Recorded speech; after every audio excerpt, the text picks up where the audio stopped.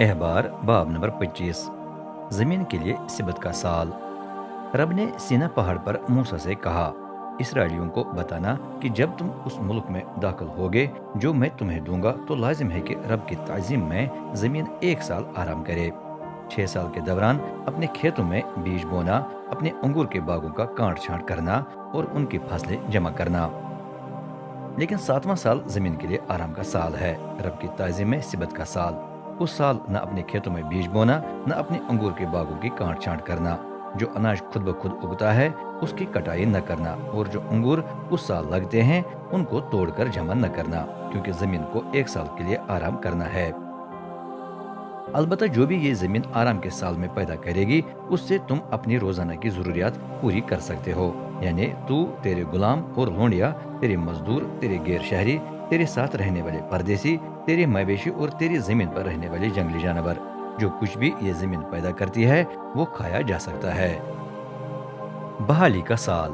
7 سبت کے سال یعنی 49 سال کے بعد ایک اور کام کرنا ہے۔ 50ویں سال کے 7ویں مہینے کے 10ویں دن یعنی کفارہ کے دن اپنے ملک کی ہر جگہ نرسنگا بجانا۔ 50واں سال مخصوص و مقدس کرو اور پورے ملک میں اعلان کرو کہ تمام باشندوں کو آزاد کر دیا جائے۔ یہ بحالی کا سال ہو جس میں ہر شخص کو اس کی ملکیت واپس کی جائے اور ہر غلام کو آزاد کیا جائے تاکہ وہ اپنے رشتہ داروں کے پاس واپس جا سکے۔ یہ 50واں سال بحالی کا سال ہو، اس لیے نہ اپنے کھیتوں میں بیج بونا، نہ خود بخود اگنے والے اناج کی کٹائی کرنا اور نہ انگور توڑ کر جمع کرنا، کیونکہ یہ بحالی کا سال ہے جو تمہارے لیے مخصوص و مقدس ہے۔ روزانہ اتنی ہی پیداوار لینا کہ ایک دن کی ضروریات پوری ہو جائے۔ بحالی کے سال میں ہر شخص کو اس کی ملکیت واپس کی جائے۔ چنانچہ جب کبھی تم اپنے کسی ہم وطن بھائی کو زمین بیچتے یا اسے خریدتے ہو تو اسے ناجائز فائدہ نہ اٹھانا۔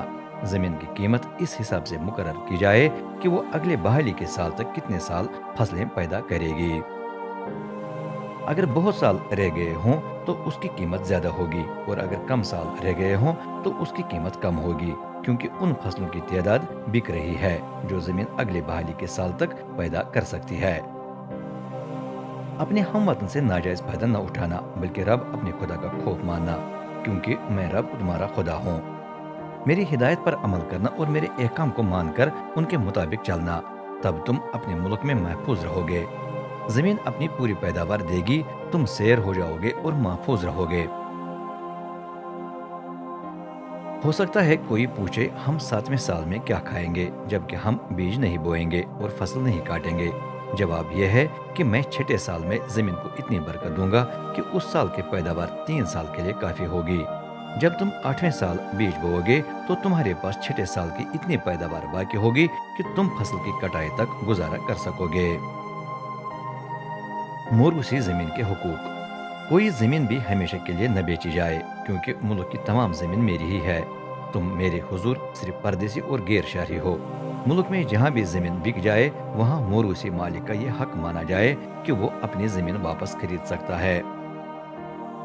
اگر تیرا کوئی ہم وطن بھائی غریب ہو کر اپنی کچھ زمین بیچنے پر مجبور ہو جائے تو لازم ہے کہ اس کا سب سے قریبی رشتہ دار اسے واپس خرید لے۔ ہو سکتا ہے کہ ایسے شخص کا کوئی قریبی رشتہ دار نہ ہو جو اس کی زمین واپس خرید سکے، لیکن وہ خود کچھ دیر کے بعد اتنے پیسے جمع کرتا ہے کہ وہ اپنی زمین واپس خرید سکتا ہے۔ اس صورت میں وہ حساب کرے کہ خریدنے والے کے لیے اگلے بحالی کے سال تک کتنے سال رہ گئے ہیں۔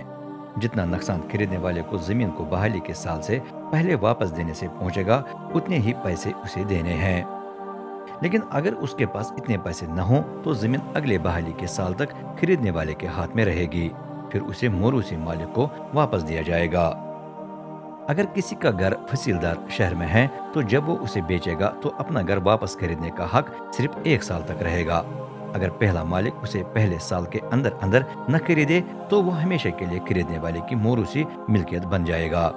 وہ بحالی کے سال میں بھی واپس نہیں کیا جائے گا۔ لیکن جو گھر ایسی آبادی میں ہے جس کی فصیل نہ ہو وہ دیہات میں شمار کیا جاتا ہے، اس کے موروثی مالک کو حق حاصل ہے کہ ہر وقت اپنا گھر واپس خرید سکے۔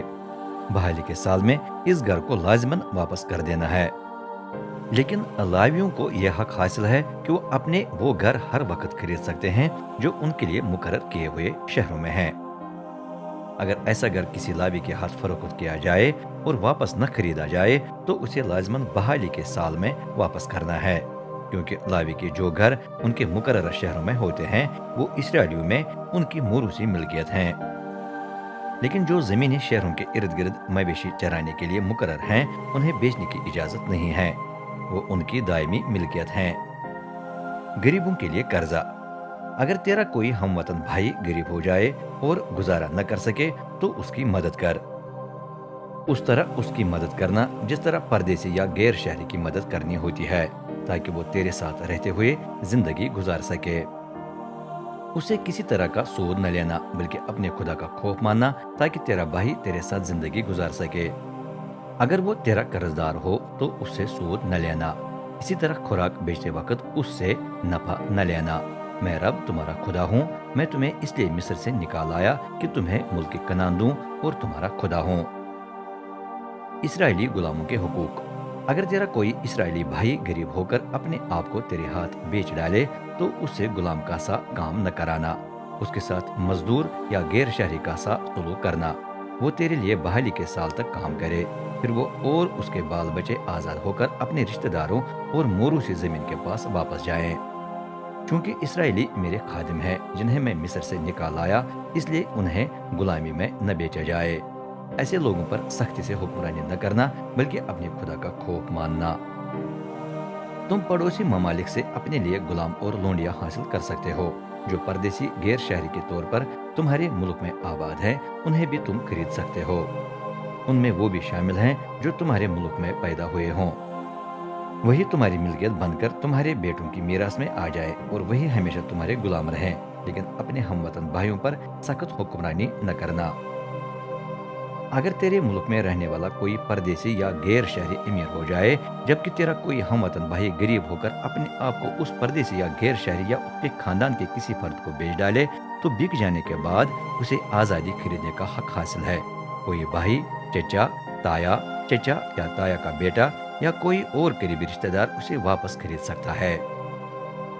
وہ خود بھی اپنی آزادی خرید سکتا ہے اگر اس کے پاس پیسے کافی ہوں۔